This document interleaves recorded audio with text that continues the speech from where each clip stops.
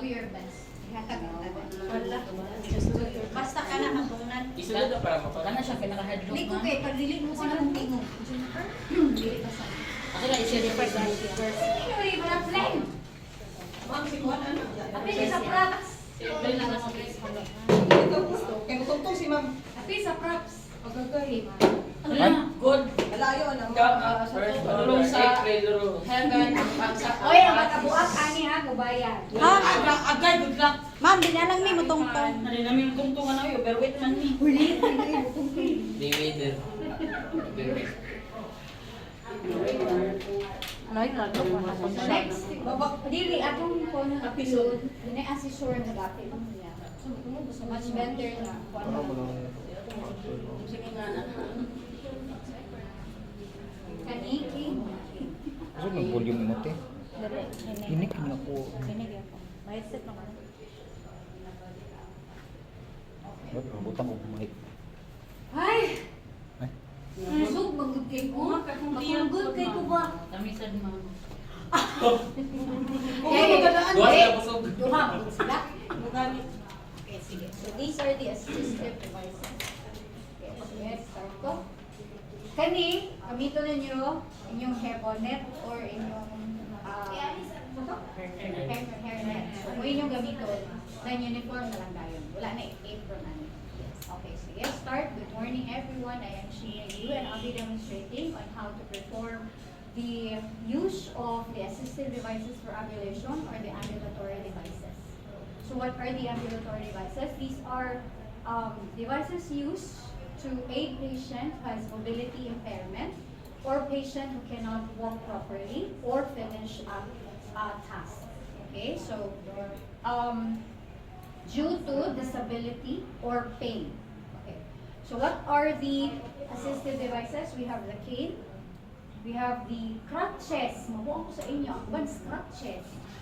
Crutches na crutches. Then we have here the walker. So the parts of the cane, we have the hand grip, we have the shaft, we have the adjustable knobs, kani mga bangag, then we have the push button, we have the base, and the 4 rubber tips. So this is called quad cane, quad may tiim.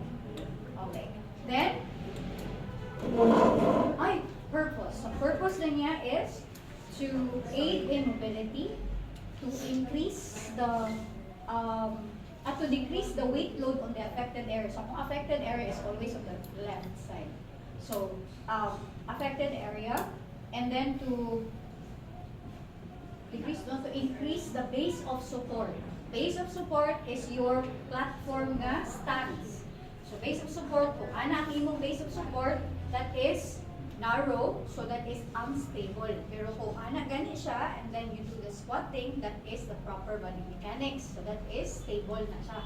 So kung imo na ni gani, i-increase niya ang base of support, meaning kung naakoy daot dinhi nga tiil, so ako siyang ibutang on the opposite side of the affected area to increase the base of support. That's why I am stable. Dili ko dali matumba. Okay? Gets that?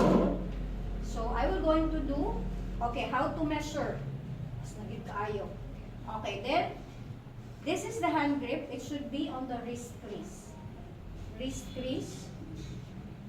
Ana siya. Kung naadani na siya sa taas, meaning, that is para ang imong elbow should be 20 to 25 degrees angle. Flexed siya.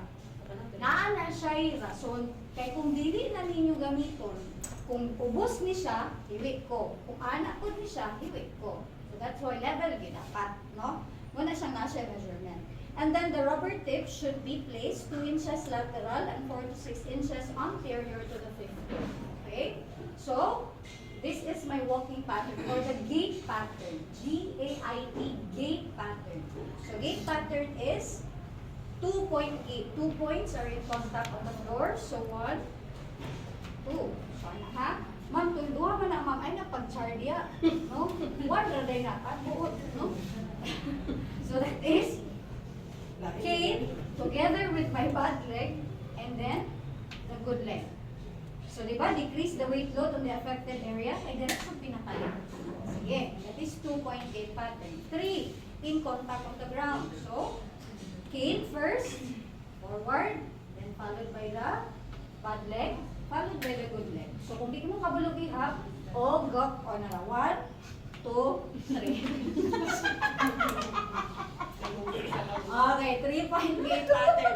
So that is using the okay, now let's go to the crutches. Release crutches. Kaya pang scratchan pa mo ka ron. So, dili nga tawag Hindi mo crutches. kayo mo o kanang scratch anang mga turan. Scatter man, ma'am.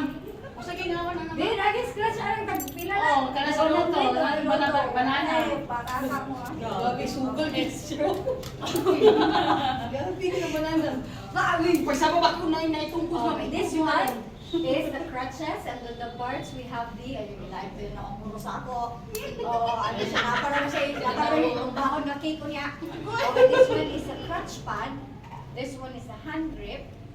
This one is the adjustable knobs and the push button. Pwede rin yan po nagdulong sa inyong bar. Pwede sa inyong kamo. Hiling man mo buwan. Hiling mo dugang-dugang. Bumukunong siya. Then this one is a rubber tip. Mura akong gusto rin. Dumagan yun. Ano ka bright mo sa So, dati? di ba na lang yung inubrate? Oh, yes. Para Oh. iwas Alzheimer's disease. Oh, Very see? good. Nandiyan po yun. Ano ba? This one is the rubber tip. So, rubber tip should be placed 2 inches lateral and 4 to 6 inches anterior to the tip toe. So, that is the same rule to kanina. Ay, mong kabalaka. Okay, then, kanin mo malala, kay daghan kini siya o gate patterns. Mga gate patterns ani, dali rasad ka. Okay? Dali rasad malintan. So, this one is a 2-point gate, the same kanina. So, 2 points are in contact on the ground. Ayaw na ko yung question, bahala na yun mo. So, this one here is right crutch together with my bad leg. That is 1. Left crutch together with my good leg. And that is 2-point gate pattern. So, that is 2-point gate pattern. 1, 2, pero kung 1, 2, 3 kanina, 3, ang lagi sa'yo pa nila na, okay, 1, 2, 1, 2. Next is 3-point gate pattern, 2 types. Weight bearing and the non-weight bearing type. Natato mga partial o full, kanila, kaya para mas dali siya. Pero kung pangutanong na ito, wala ito itulo sa akin. Okay, hindi kamay nyo sa nanaan. Okay, this one here is the crutchless forward. 3-point gate pattern, weight bearing type. 1. Oh. 1 na! Ay mo pag-chart. 2 mo na. Problema na ninyo. Basta 1 na. Then we have here the band. And then, followed by the book. So that is 1, 2, 3. Ay na. Ay na mo mag-run 4 magiging yun. Pero ay na 1 na to.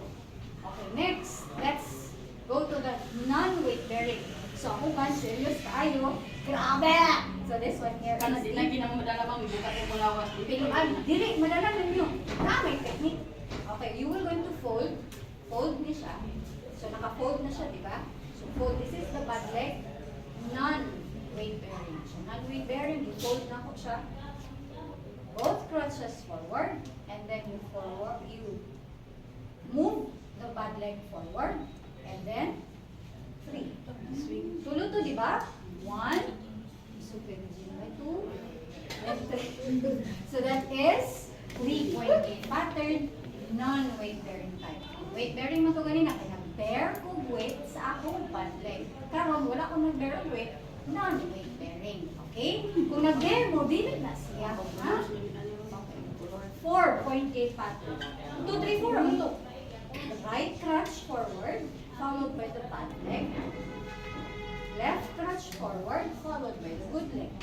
That is 4-point gate pattern. 1, 2, 3, 4.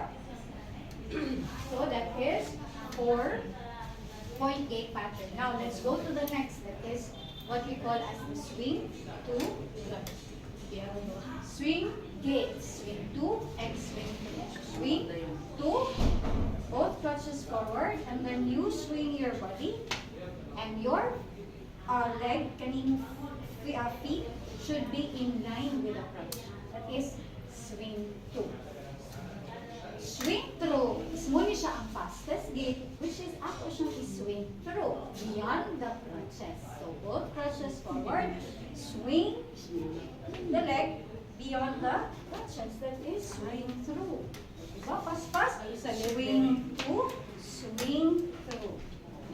Madaog na gawin niyo. Pero sa imo buro sa'yo. Kaya magawas ng bata ang Hindi siya pwede. Magulong mo tulod sa bata. Uy, sa gawas, kaya di pa rin mo tayo. Okay, then, next is drag gates. Swing man to kanina. Drag gates. Both crutches forward, and then you drag. In line with the crutches, that is drag two. Drag through, beyond the crutches, then the slide lang na.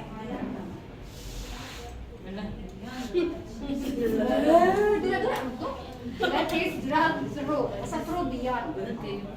Next, wala pa ka nakuman. Uy, katas kinukulor na nasa heaven ko sa bat. Ay, natang, wala. Wala kang masiki magpadayon.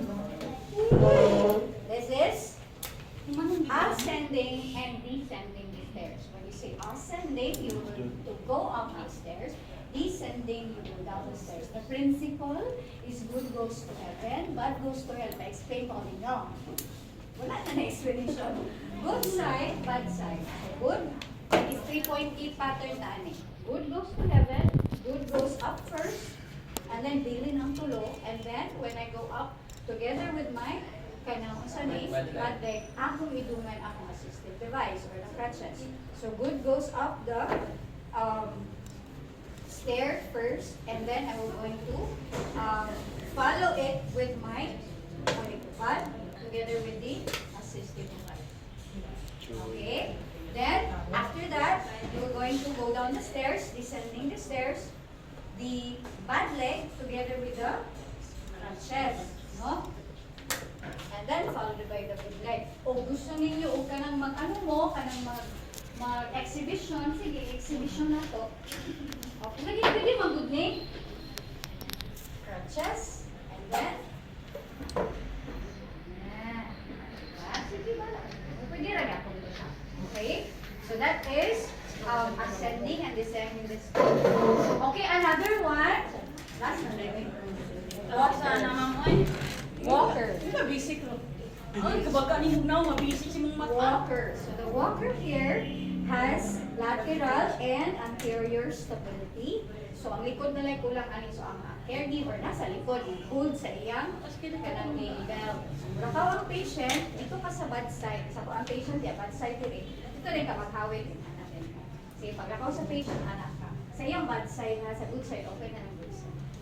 So muna siya ang walker. So walker na siya hand grip, na siya the whole frame, the H frame. We have also here our adjustable knobs and push buttons. Then we have here our 4 rubber tips. Okay. Walking pattern or gait pattern, tulo. Walker first. Bad legs, followed by the good leg. And this is 3.8 pattern. No. Maubat pa naman problema na rin. 1, 2, 3. Okay? Next, swing 2. Walker first, swing 2. And then, drag 2. Ma'am, ano wala yung swing 2? Bakbakon sa inyo na to. Ano ang swing 2? Sabo! Oo, no? Kaya ang assessor mag-good ba yun? So, how about the swing 2? No, ma'am, we cannot because of this one here that we're in. Ang na, dili kayo. Pwede man siguro ma'am kasi swing 2. Buwan, madali ay yung pugsa lagi. Okay, next, drag 2. So, walker first and then drag 2. That is just within the, so that those are the assistive devices for ambulation. Do aftercare, I am June. Wala, dali na daw mag-usap. Basic na daw.